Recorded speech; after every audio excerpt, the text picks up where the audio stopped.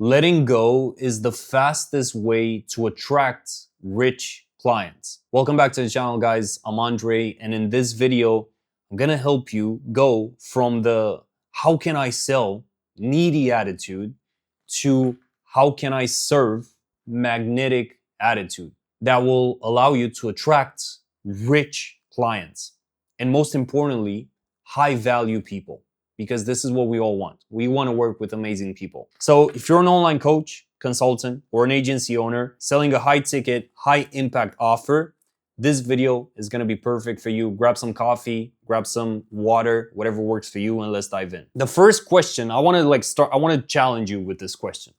Ask yourself this: am I operating from neediness or alignment? Ask yourself this and be honest with yourself. Because most business owners, most creators, most coaches, agency owners, you name it, they tend to operate from neediness. The need to sign more clients, the need to get more followers, the need to get more numbers. And in this process, and it happened to me as well so many times, and I made this mistake so many times, not only with my personal brand and coaching business, but with my agency, especially with my agency. It happened to me, and I had so many moments when I was literally gonna sign anyone on planet Earth just to make more money. And I was gonna do anything in my business that I wasn't truly aligned with just to get more numbers up. And this is a huge mistake, because if you're operating from neediness, you're not gonna attract rich, high quality, high caliber people. Most coaches, they constantly operate in a tension between ego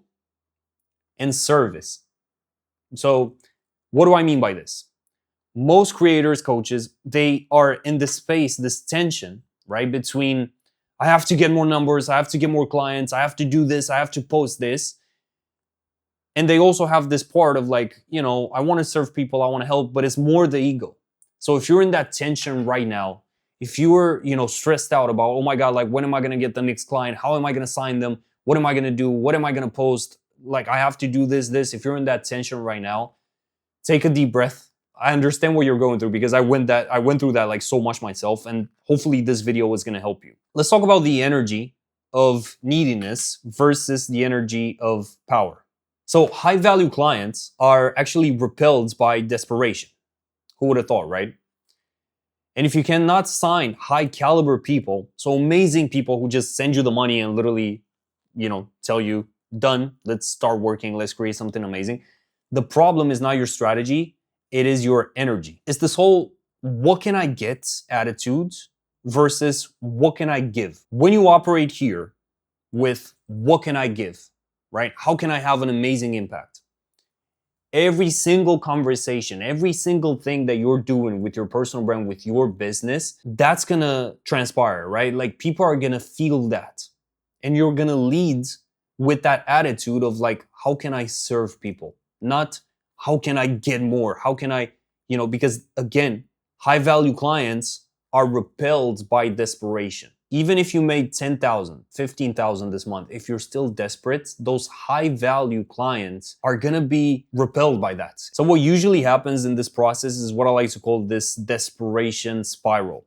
So this is for most business owners. I went through this myself. And I feel like it's almost like a step-by-step formula rather trap that we tend to fall into. So you start with an idea to solve a problem. Then you start to get paid and you start to get clients, which is obviously awesome. But then you stop focusing on them. You stop focusing on serving your clients to the best of your ability. And then you start focusing on the numbers, right? You start focusing on metrics, on sales. And then you start connect your value to external metrics that you have no control over. And then you start operating from desperation. And this is the desperation spiral. So you're going from a really amazing idea, amazing excitement to solve a problem, a real problem in the marketplace.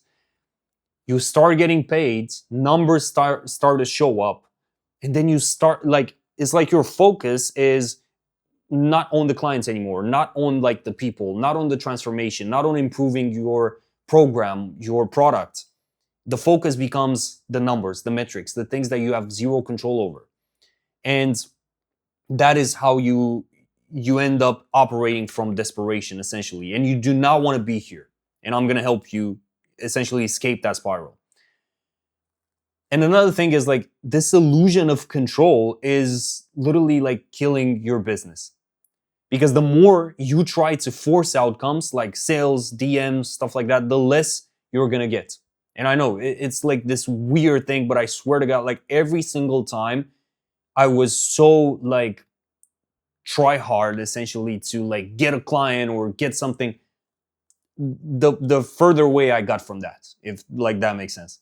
So letting go doesn't mean you do not care anymore. It doesn't mean that you just like fuck off and just like leave everyone on red, but it means you lead with faith and gratitude. Because business is an attraction game. And you cannot attract high value clients while operating from ego. Because they will feel your energy before they even hear your offer. So I'm going to say that again. You cannot attract high value clients while operating from your ego. Meaning, if I'm desperate and if I'm talking to you, let's say you're a potential client, that like you're going to feel that so much. And if you're a high value person, I'm not going to be able to attract you. I'm not even going to be able to talk to you in the first place. Because something happens in business, just like in real life, you get what you are internally.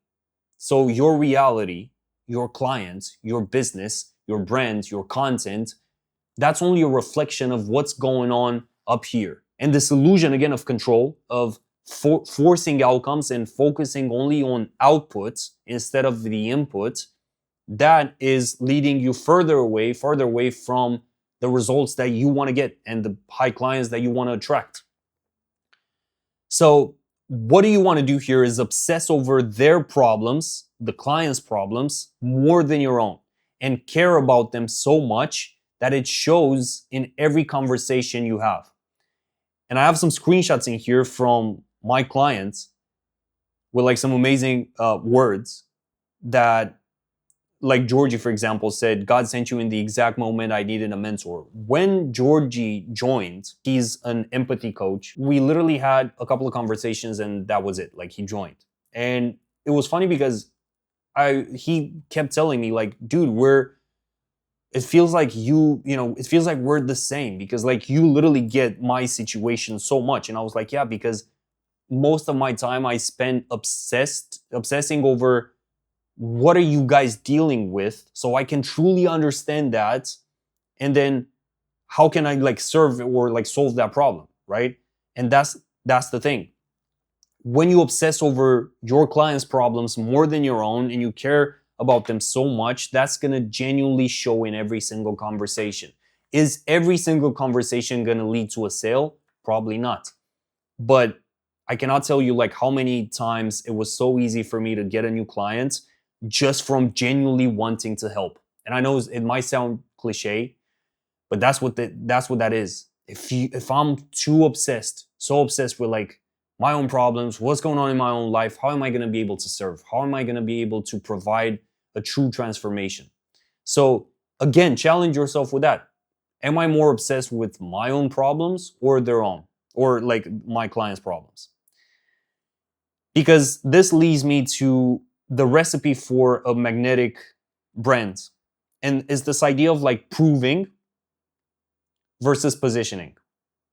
So you don't want to like keep proving. You don't want to be in that frame of having to constantly justify yourself, your prices, everything. No, you want to be able to position your brand, your business, as this magnetic brand that attracts high caliber people, high value clients. And this is where you want to be, in the middle of this. First, you have the desire to serve, right? So you got to, again, have that genuine passion to truly like serve people. You got to be in it for them more than you are for yourself. Because the more you do that, ironically, or not ironically, the more you're going to get paid. And the more clients you're going to get, and the better clients. Then we're talking about consistency, right? So you got to be consistent with the content. You got to be consistent with the value you put out. And then you also got to have vision. If you're here or here, I'm just going to draw like ugly lines, or here, that is not good. Because for example, if you're here on the left side, if you do have the desire to serve people, that's awesome. If you do have consistency, that is great. But if you don't have vision for your business, you're not going to be able to build a sustainable personal brand. On the flip side, if you have the desire to serve and the vision, but you don't have consistency, then you're not going to be able to build a vehicle, right? So you got to be in the middle of all of this. If you have the desire to serve, if you have the consistency, if you have the vision for your brand, for your business, if you want to build something bigger than yourself, bigger than your current problems, then you're going to truly win. And you're going to attract those clients that you crave right now. But again, I submit to you and I challenge you that right now, the issue in your business when it comes to attracting better clients, it might not be the strategy, the funnel, the system, the email, whatever, right? It might not be that surface level thing. It might be your internal state and your attitude and the way you come across, right? So again, challenge yourself with that and be honest about it. Because the truth is, your offer's value is not proven by persuasion. It's shown through your posture. So, and we're gonna get deep here with the value of your offer. But essentially, you might think, oh, I need to sell more. I need to persuade more. I need to get on more calls. I need to talk to more people. But again, if you're doing that from a bad place, then what good is that gonna do? And this is all about increasing your perceived value for your offer. Now, you got two types of value for your offer. So you have the intrinsic value and the perceived value. Now, let's talk about intrinsic, right? You can increase the intrinsic value of your offer. So what does that mean? This means, more better modules, better videos, better trainings, better templates, better calls, better whatever, right? You can increase that, which is great. But the truth is, your clients can only experience all of that after they buy, right? So initially, when they discover your brand, your business, they're not going to be able to experience the intrinsic value of your offer. And this is where most people, again, we're talking about performing and like persuasion, this is where most people are stuck. They're stuck in this mode of having to constantly justify and talk about the intrinsic value of their offer. But if you tell me about how valuable your module is or whatever, that's cool and all, but you're not gonna really sell me on it because I'm only gonna be able to experience that type of value after I buy. So what do you need to focus on? You need to focus on the other thing, which is the perceived value of your offer. And to increase this, you have to improve your ability to help people perceive how much better their life gets when they say yes to your offer. And it's that simple. The more aware, essentially, you are of how amazing their life is going to be once they say yes, the more you're going to be able to increase their perceived value of your offer. And that is built through, again, showing that through who you are, not through like persuasion and like desperate selling. You have to be really aware of the impact and the why and the transformation that your offer brings. If you focus only on the intrinsic value, on talking about the number of videos you have in your offer or in your program, the numbers of templates or whatever, again, realize that people don't really care about that. So just to kind of like put this into perspective, think about if you're like, I'm an Apple fan, for example. I just got like this 16 Pro Max. I'm filming it with it right now, right? So when I got it, do you think I had to look over like the features or like the specs? I could care less, right? I know it's an iPhone. I know like the perceived value for it and like what I can make out of it is so high that I don't care about any type of like feature. I know it's a good product. That's the perceived value. Now, obviously, once I buy it, I'm going to be able to explore that intrinsic value. Now, it's the same thing with coaching offers, with offers in general. The perceived value is what you got to focus on. But if you're in that mode of what I said above here, just persuasion and trying to constantly prove, first of all, people like the high caliber people are gonna be repelled by that. And then second of all, you're not gonna be able to sign them. You're not gonna be able to get them in because you haven't worked on the perceived value. You haven't become that person that can get that value across, if that makes sense.